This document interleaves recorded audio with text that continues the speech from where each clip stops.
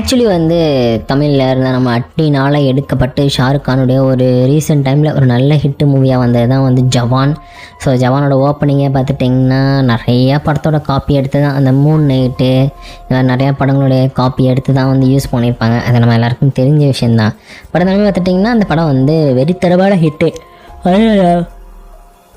சாங்ஸாக இருக்கட்டும் எல்லாமே பார்த்துட்டிங்கன்னா செம்ம ஹிட்டாக இருந்துச்சு இந்த மூவியில். ஸோ பர்சனலாக இட்ஸ் ஓகே அப்படின்ற மாதிரி ஒரு ஃபீல் தான் கொடுத்துச்சு. அது வந்து ஆஹா ஓஹோ சூப்பர் படம் மாசு கெத்து ஐயோ அடித்து தூக்கிட்டாங்க அப்படின்ற மாதிரிலாம் இல்லை. ஸ்டில் ஓரளவுக்கு வந்து அக்செப்ட் பண்ணிக்கிற மாதிரி தான் வந்து அந்த மூவியோட ஸ்டோரிங்கிறது எனக்கு தோணுச்சு. ஸோ எல்லா நேரமும் பார்த்துட்டிங்கன்னா அப்படியே உருன்னு இல்லாமல் ஒரு மாதிரி ஃபன்னாக ஜாலியாக தான் போச்சு. 2-3 செக்மெண்ட்டாக கதையை வந்து பிரிச்சிருந்தாங்க. அது வந்து கொஞ்சம் ஒரு வித்தியாசமான ஒரு ட்ரீட்மெண்ட்டாக இருந்துச்சு.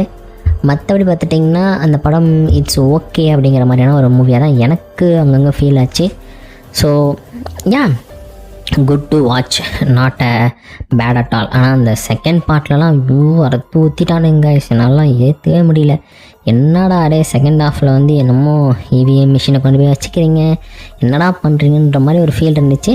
இட்ஸ் ஓகேன்ற மாதிரியான ஒரு மூவி தான். Definitely you should watch guys.